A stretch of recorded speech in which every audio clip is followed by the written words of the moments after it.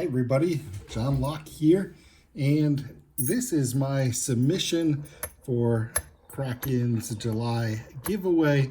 And I really like Kraken's giveaways because he always has us answering some interesting questions. The last one I participated in, I think, was about where your handle or username or whatever you want to call it comes from. And this month he's asking what got us into lock picking, and figure let me work on this lock that I'm not very good at opening. Have only been able to get it open, I think, once or twice, 3-4 times maybe, but definitely not every time I work on it. But I figured it's something to do while I answer that question. So what got me into lockpicking? Well, I think a lot of things. First, I'll say that I have I'm not much of a hobby guy, first off. So I haven't had a lot of hobbies in my life, ones that I've, really, actively been a part of. This is for sure the first time I've ever had a hobby where I've made YouTube videos or anything like that. So, I know people that are kind of like serial hobbyists, get like deep into something, and then, they're into that for a bit and then they find the next thing. That's not really me. I wouldn't consider myself somebody that has like a lot of free time for hobbies. I've got a pretty demanding job, and I also am a father for young girls. Very it takes up a lot of time. I'm very active in that role. I take that job very seriously, so it doesn't leave a lot of free time for this for hobbies in general. But lock picking fit really well because it it doesn't take a lot of time, or you can dedicate as much or as little time to it as you want.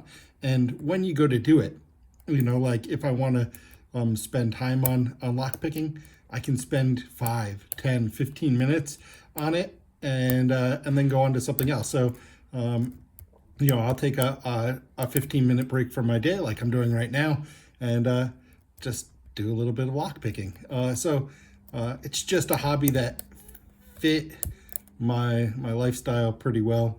And so that's one thing for the background. But how did I get into lock picking? Well, I'd say that I've always been interested in kind of puzzles, like tavern bar kind of puzzles, like the cast iron metal ones where you've got to figure out how to get the ring off of the loop and blah, blah, blah. So, I've always had a kind of a natural affinity for that type of thing. And I see kind of lock picking as a similar thing, where it's kind of like a puzzle to be solved. So I think, that was part of what got me into it, is just my natural enjoyment of puzzles and things like that. Let's see, I'm also, by profession, I'm in the software industry. So I've been a computer guy, and I've also been interested in information security as a general topic. And this kind of falls into that as well. I mean, this is not digital security, but physical security, which I think, kind of plays into that interest as well of from a security point of view, vulnerabilities, weak points, things like that. Just kind of something that also is a general interest. Other influences, well, I'm not a huge video game guy, but whenever a video game has an aspect that's, like related to lock picking, I kind of like that. Like Skyrim has that, but I think it's a common trope in a lot of fantasy style games, RPGs, things like that. And I always enjoyed that, so I think that led to a natural interest in it.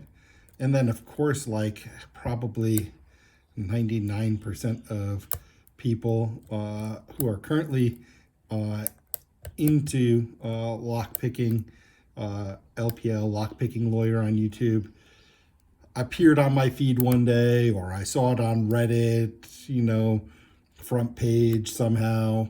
That just generally got on my radar. I started watching his videos, and that kind of got me more excited about lockpicking. After his videos and watching a bunch of them, I found Bosnian Bill, then Lock Noob, and I would say definitely those three guys, made it attractive to not only participate in this hobby, but motivated me to actually make a channel and do lockpicking. Not that I aspire to be a big YouTuber. That's really not my dream or goal. I would never monetize this channel, or if I ever were in a position to make any money from lockpicking, it would be completely a charitable thing for me. I'm very fortunate with having a great job and things like that. So this is just something for fun for me. I don't want to turn it into a job in any way. I want it to be a for fun hobby for me, and I never want to feel any type of pressure to or anything to related to my income related to this. So for me, it's a purely fun thing, and that's the idea behind my YouTube videos, to be part of the lockpicking community. There's a huge one on YouTube. I like participating in the giveaways and the challenges, the interactions, the comments that I have. I really like the community aspect of lockpicking. I think that's something that's really pulled me in or kept me engaged with lockpicking. Like I said before, I'm not like a serial hobbyist.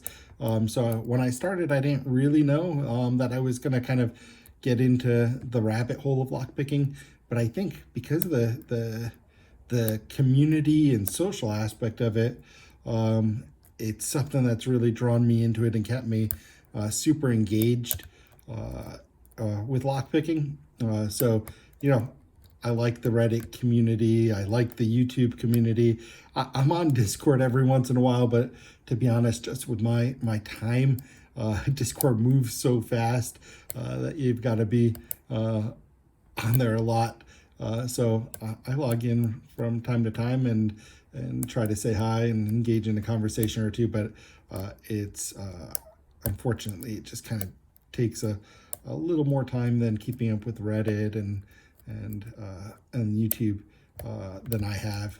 So I like it over there, and I certainly enjoy that community as well. And it's interesting that each of those kind of communities has some of its own identity and its own personality, and I like all of them. So that's really cool. And yeah, just getting to kind of know some other people in some weird ways, in this very limited way, or get to meet them that way, is cool. I've met already a bunch of people that I think are pretty cool. Just met them. I say met them. I've only watched their videos and had small conversations with them, but I'm an American expat living in Germany, and I already have met another American expat living in Germany, Kilted Lockpicker. Through this, I've met several other people in that are living in Germany. Moon, Mr. Black Magic, a whole bunch of people, that I would have never had any kind of contact with without that kind of community. And then, I'm following a bunch of guys in the U.S. and I'm a Canadian citizen. I also have a Canadian citizen by birth. So my mom's Canadian. I'm a Canadian passport holder. So, in the Canadian lockpicking Discord, and yeah, just a bunch of different cool little groups that I'm really happy to be a part of. And I think, lockpicking is just kind of the perfect pandemic hobby.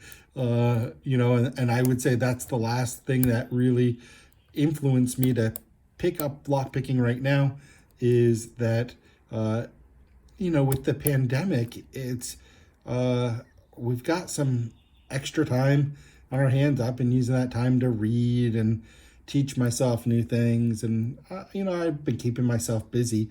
But I would say that, in terms of kind of just relaxing and stuff, I was watching some TV and other stuff like that. But I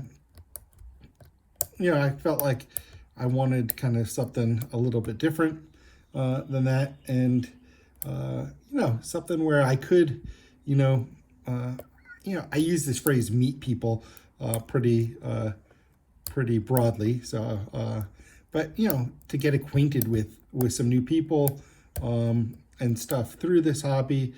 You can't do that, right now. Meeting new people is really tough in the physical world when you're, kind of quarantining or lockdown or whatever you want to call it here. And we were taking that pretty seriously in my family. So we weren't going out. We weren't meeting new people. We're pretty new to Germany, so we don't have a large group of friends and stuff here, acquaintances and stuff. So that also kind of felt like a little bit missing in my life. And so lockpicking has been a way for me to learn a new cool skill, to meet people, be part of a new community. And it's something, I can do from home. In terms of hobbies, it's not one that requires like to buy a bunch of stuff to get into it. Of course, you can spend a lot of money once you get into this hobby, buying all types of picks and locks and blah, blah, blah.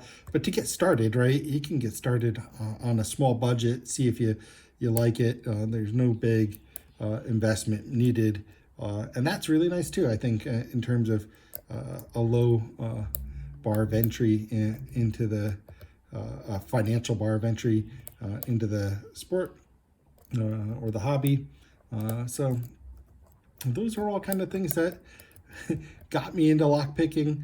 I mentioned in another video, another part of lockpicking that I like is that it also reminds me a little bit of my dad.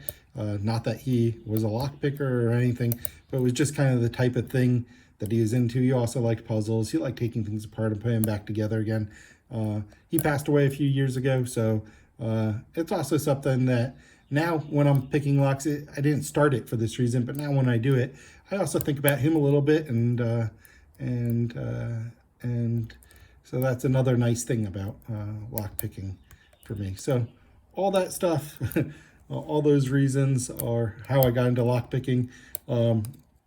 So Kraken, that's the answer, and everybody else, that's the answer of how I got into lock picking. I